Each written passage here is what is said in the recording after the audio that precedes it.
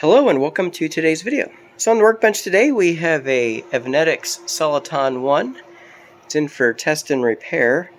It does have an error message here of battery voltage is low, and it does look like it has shorted IGBT. At least one of them is shorted.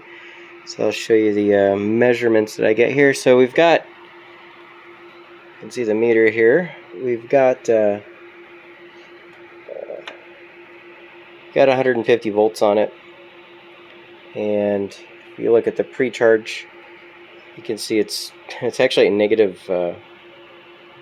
0.013. So yeah, 0 volts. So that's why it thinks it has low voltage. It's not. It's failing to pre-charge, and I can show you. If I turn off the power supply here, she'll power it down.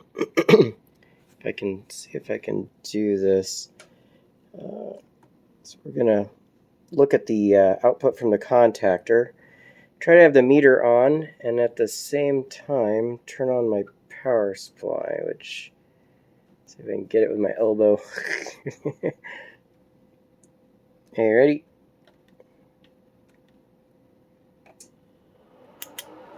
See, you hear that click? It pre-charged for an instant. You saw the voltage go up a little bit. I can shut it off again here. Okay, ready? See that little click, and it made it up to about a 0.4 volts or something.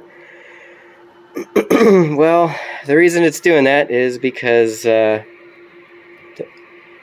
little relay is clicking on here. So this is the voltage coming in, and then the voltage ground, and then it also has the pre-charge. It goes into here, it goes through this pre-charge resistor, and this relay is what connects it up, and that gets the high voltage from here, charges up this this big capacitor that's underneath here.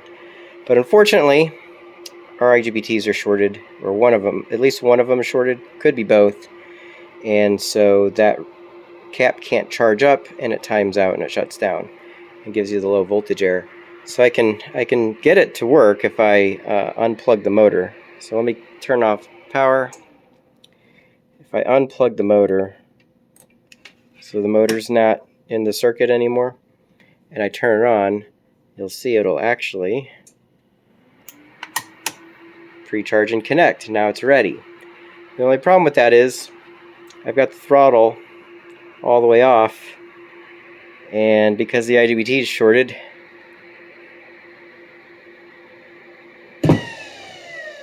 yeah, so it's stuck to full throttle all the time. So that would be really bad. So luckily, it checks that pre-charge to make sure that it's not actually acting as a protection, but it does. It ends up working as a protection, but it's just not able to pre-charge that capacitor, so it gives up, which is good because there is actually a short. If you don't have the motor hooked up, it will actually engage and it's ready to go. The only problem is that, yeah, it's stuck at full throttle all the time. So if I got the meter here. If I put the meter, you can see across the motor outputs. Well, if I got the polarity right, 150 volts all the time. Not good. So I will let the customer know that shorted IGBT and see if they want me to fix it. It could be one or two, I don't know yet, because they're connected in parallel. So without disassembling, getting the bus bars that join everything together apart, I can't check them individually. Typically it's only one that dies. Sometimes it can be both. Depends on what failed. But yeah, it looks like this one has 2 shorted IGBTs. There's nothing wrong with the pre-charge circuit. It's doing its thing. Voltage sense, everything else is working. It's our outputs. IGBTs are shorted. Anyways, thanks for watching. Bye.